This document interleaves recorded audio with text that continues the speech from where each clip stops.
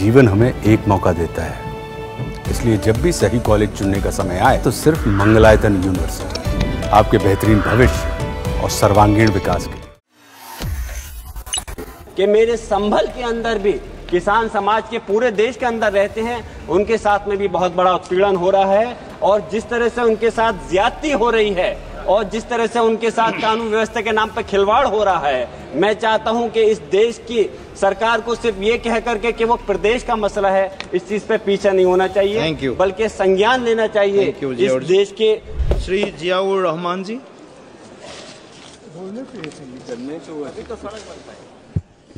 बहुत बहुत शुक्रिया मुझे जीरो ऑफर पर माननीय सभापति जी बोलने का मौका दिया।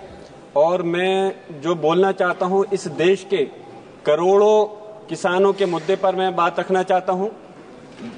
पिछले दिनों कई बार ऐसा हुआ कि किसानों के जो डेलीगेशन हैं हमारे पास में आकर के मिलकर के अपने ज्ञापन दिए, और मुझे अफसोस इस बात का है कि जो किसान इस देश की रीढ़ की हड्डी है, उनको भी अपने कार्यों के लिए आंदोलन करने पड़ते हैं।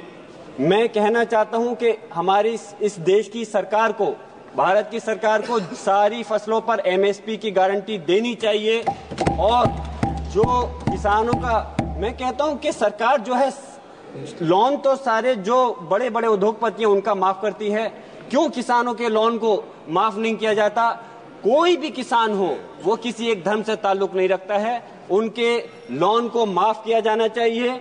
और ये सरकार ने वादा किया था 2021 के अंदर कि हम कोई भी नया बिजली बिल अधिनियम नहीं लेकर आएंगे, तो इसमें उनका खासतौर से पॉइंट था कि कोई भी इस प्रकार का बिजली बिल नहीं आना चाहिए। माननीय सभापति महोदय जी, मैं इस बात को कहना चाहता हूं कि मेरे संभल के अंदर भी किसान समाज के पूरे देश के अंदर रहते हैं, उनके साथ में भी बहुत बड़ा उत्पीड़न हो रहा है। और जिस तरह से उनके साथ ज्यादती हो रही है और जिस तरह से उनके साथ कानून व्यवस्था के नाम पर खिलवाड़ हो रहा है, मैं चाहता हूं कि इस देश की सरकार को सिर्फ ये कह करके कि वो प्रदेश का मसला है, इस चीज पे पीछे नहीं होना चाहिए, बल्कि संज्ञान लेना चाहिए इस देश के उन किसान भाइयों के लिए कि उनको आइंदा फिर से दोबारा से आंदोलन करने की जरूरत नहीं पड़े। Thank you.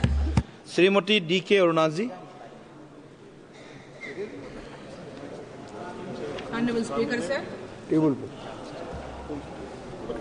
मैं आपसे तेलुगु में बात करने के लिए अनुमति मांगती हूँ। तेलुगु में बोलना चाहती हूँ। తెలంగాణ రాష్ట్రంలో